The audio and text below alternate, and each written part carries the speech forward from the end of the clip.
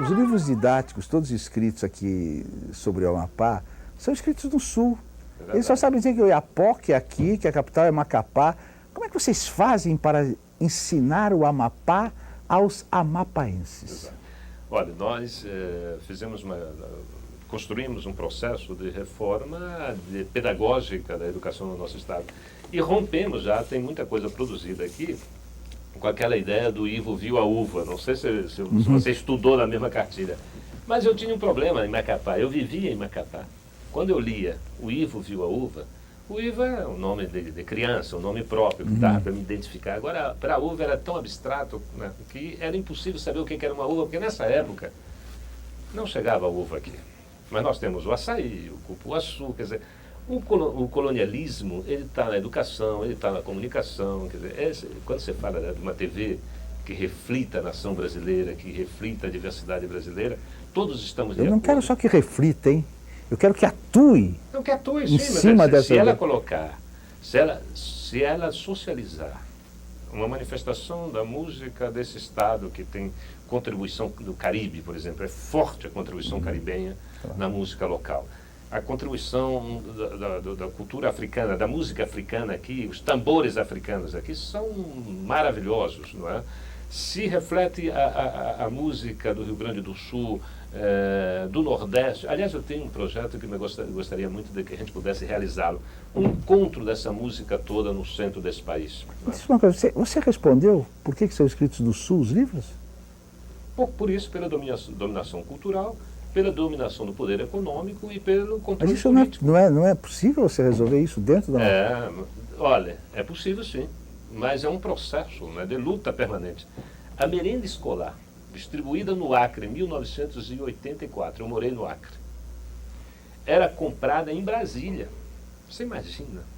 Levar... Deixa mudar.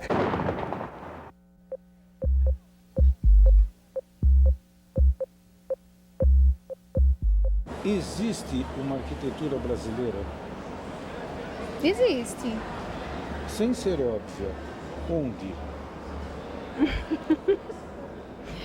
Olha, eu acho que a arquitetura brasileira na verdade, é o que eu estava vendo até a parte de Portugal, né? A gente tem uma herança de toda essa imigração, né? De toda essa colonização que a gente teve. Então, a gente acaba assimilando essas coisas, vamos dizer, europeias, vai? Mas eu acho que as cidades, elas são uma arquitetura brasileira, né? Como é que eu noto que é uma arquitetura brasileira?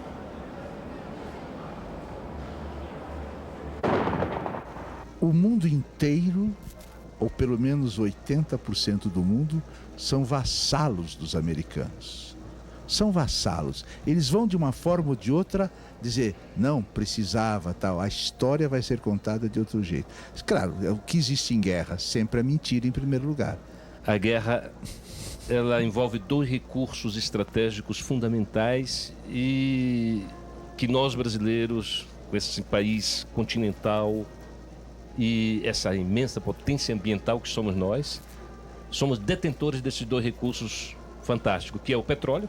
Nós temos já uma grande produção de petróleo e água. Entre 17% a 18% da reserva de água do planeta estão no Brasil. Então são recursos que, evidentemente, fatalmente nos levarão a conflitos no futuro.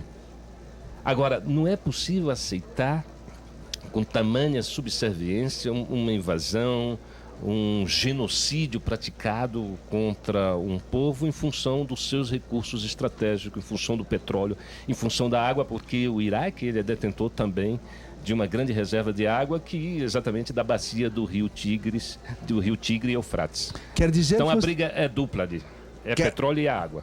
Quer dizer que você também pode dizer que, de repente, o Brasil pode ser colocado no eixo do mal se os Estados Unidos precisarem de algumas coisas que exista, por exemplo, a madeira da Amazônia, o urânio, sei lá o que mais, a cultura brasileira, a educação brasileira. Não, deixamos de ser divertidos. Mas o Brasil pode ser colocado no eixo do mal se os Estados Unidos decidirem que aqui tem coisas que eles precisam? Depois dessa decisão unilateral dos americanos de invadir o Iraque sem chancela da ONU, sem respeitar acordos, não é? E até um ritual, não é, que já vinha desde da Segunda Guerra Mundial, dos acordos de Bretton Woods. Os americanos hoje podem tudo, podem intervir, inclusive, em função da biodiversidade amazônica, podem intervir em função das reservas de águas, de água que nós dispomos, podem intervir em função da reserva de petróleo. Não se pode esquecer que o Brasil é uma potência ambiental. Quando eu digo isso, nós temos 8.500 quilômetros de costa atlântica. E nesses 8.500 quilômetros de costa atlântica existem pesquisas, sondagem de gás, de petróleo, e nós seremos autossuficientes em petróleo. Me assusta um pouco quando a gente afirma isso. Ser autossuficiente em petróleo, evidentemente, que é importante para todos nós, mas é assustador porque esse é um recurso finito e a matriz econômica mundial ela está exatamente baseada sobre combustíveis fósseis.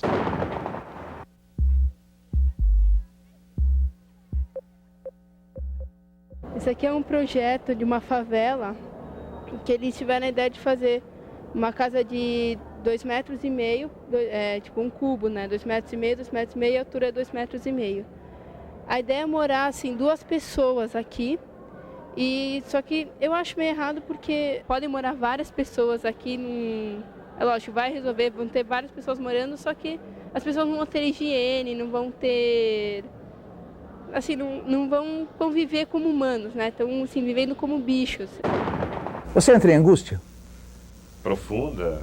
Ou você nunca sai da angústia? Sem certeza não, mas incerteza. Você né? chora? O ato de governar, por exemplo, é de total insegurança, não é?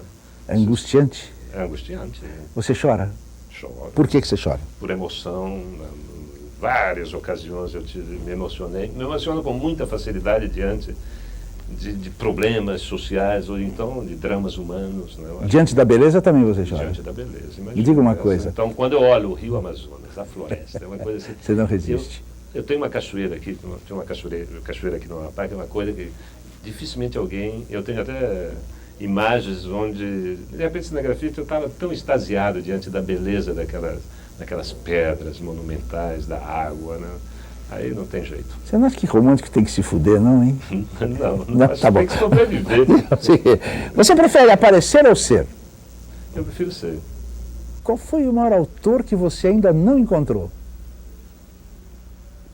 Eu acho que tem vários. Eu acho que tem muita coisa que eu ainda não encontrei. Eu ainda não encontrei, por exemplo, algumas sínteses que juntassem, unam pessoas, não é? E que isso seja escrito. Eu acho que é fundamental unir gente. Me diga uma coisa, qual foi a maior imprudência da sua vida?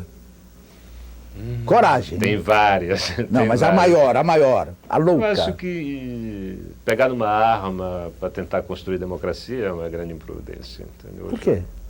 Porque era uma derrota... Você está criticando concreta. o Fidel, assim? Não, estou me autocriticando. Estou dizendo que uma das maiores audácias minha, no momento que eu nem sabia usar uma arma, pegar numa arma, não sabia usar. Como é que eu ia usar? Como é que eu peguei numa arma sem saber usar? Isso é uma brutal imprudência, não podia nem atirar. Quem é que você gostaria de conhecer profundamente? Olha, meus ícones políticos, né? Eu sou político, né? Eu gostaria de conhecer Nelson Mandela. Me diga uma ter coisa, um contato Prefeitura de Macapá, Governo do Estado, Senado, e qual é a ambição futura? Ministério da Amazônia? Não. A minha ambição futura é ser um bom senador. Eu nunca fui parlamentar, então a minha grande ambição é ser um grande parlamentar. Eu estou totalmente empenhado em ser um bom parlamentar, e o bom parlamentar para mim é aquele que consegue construir políticas. Quer dizer que esse jornal... A arte de construir política, ela é uma das mais difíceis, porque ela vai ter que juntar desejo de muita gente. Não esqueça de uma frase linda, hein? A política é como uma esfinge. Se você não a decifra, ela te devora. Agora, o Diário do Amapá, que eu andei lendo aí, dizia assim: o sonho dourado do senador Capiberibe é ser ministro de alguma coisa, nem que seja da igreja evangélica. Responda. Eu fui seminarista, né? Poderia ter sido ministro também da igreja católica. Mas, enfim, eu estou Ser um parlamentar, já entendi. Eu quero ser parlamentar e encaro qualquer outro desafio, né? Ser ministro do meu país, imagina, para mim seria... Olha aqui, agora você olha para aquela Câmara lá e fala com toda a liberdade que você, digamos que você ainda não teve. Descubra uma liberdade nova e fale o que você quiser para aquela Câmara. Enforque-se na corda da liberdade. É difícil quando você coloca ampla liberdade diante do cidadão, às vezes é difícil se manifestar. Mas eu acho que romper o preconceito, o pequeno preconceito da nossa vida cotidiana, falar o que nós sentimos, defender com convicção o que nós pensamos, eu acho que essa é uma conquista fantástica. Então dá um abraço, porque o abraço é a única coisa falsa que tem aqui. Essa provocação isso aqui.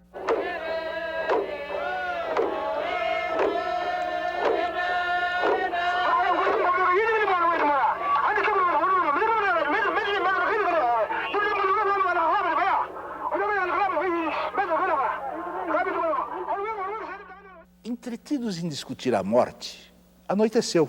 E nós não acendemos a luz. Nós não víamos o rosto um do outro. Com doçura e sem fervor, a voz de Macedônio Fernandes repetia que a alma é imortal. Garantia que a morte não é nada. Morrer tinha que ser o menos importante que pode acontecer a um homem. Eu, Jorge Luiz Borges, brincava com a navalha de Macedônio. Eu abria, fechava, um acordeon numa casa vizinha despachava la comparsita, essa choradeira infinita e consternada que muita gente gosta porque inventaram que é velha. Então, para podermos continuar discutindo em paz a imortalidade, eu propus a Macedônio que nos suicidássemos. Francamente, eu não lembro se nos suicidamos naquela noite.